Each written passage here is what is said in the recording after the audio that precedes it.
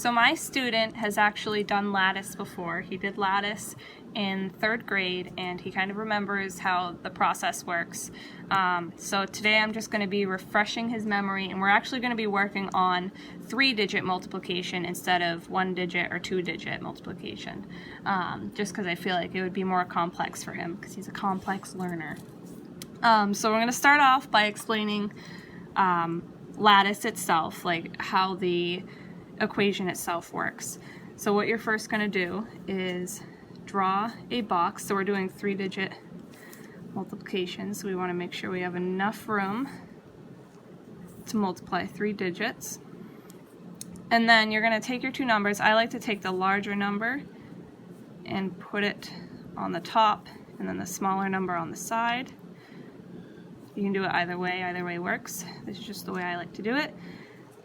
And then for each digit that is in the number, you're just going to draw a line in between.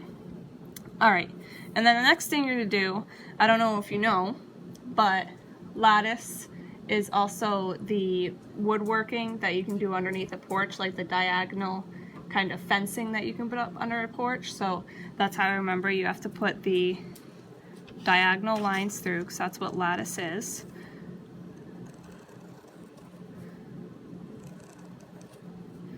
And you want to make sure they extend out of the box because they'll help later on when you have to add up all the numbers.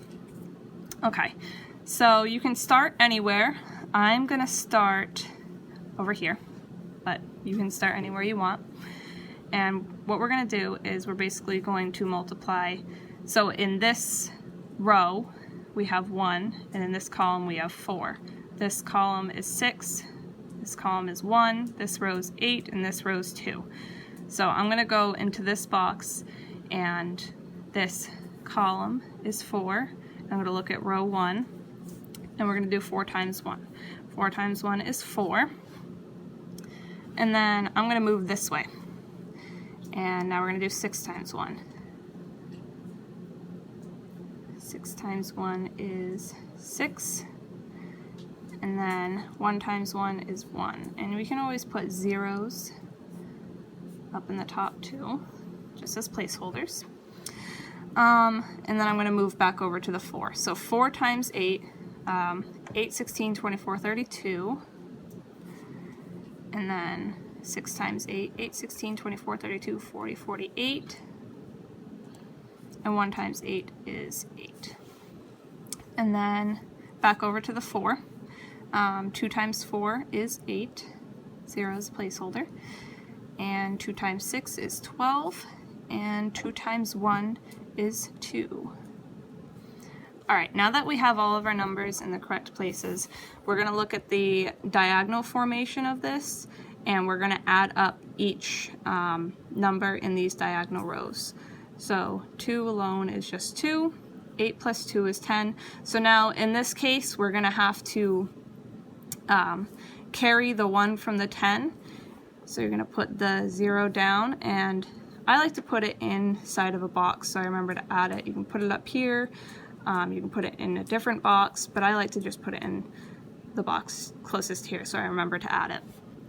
And then you're going to go through and add all of these. So 9 plus 1, because 8 plus 1 is 9, plus 1 is 10, and we have 18, plus 0 is 18, 19, so put the 9 down, again carry the 1. So 1 plus 2 is 3, 3 plus 4 is 7, 7 plus 6 is 13. Put the 3 down, carry the 1, 3 plus 1 is 4, plus 4 is 8, plus 0 is 8, and then you just have a 0 up here. You can fill it in or you can leave it blank. And then you're going to do an L formation to get your answer, and the top of the L is the beginning of the number, so obviously there's 0 here, so we don't have to write that down, but this equals 83,902. Okay, so now my student is going to solve this equation, 264 times 712. Go ahead.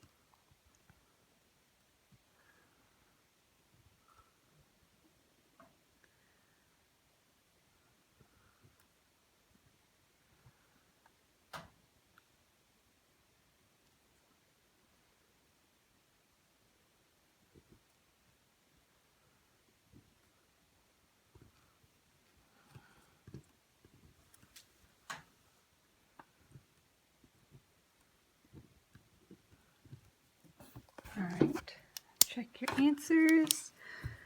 So 7 times 2 is 14, 7 times 6 is 42, 7 times 4 is 28, good job.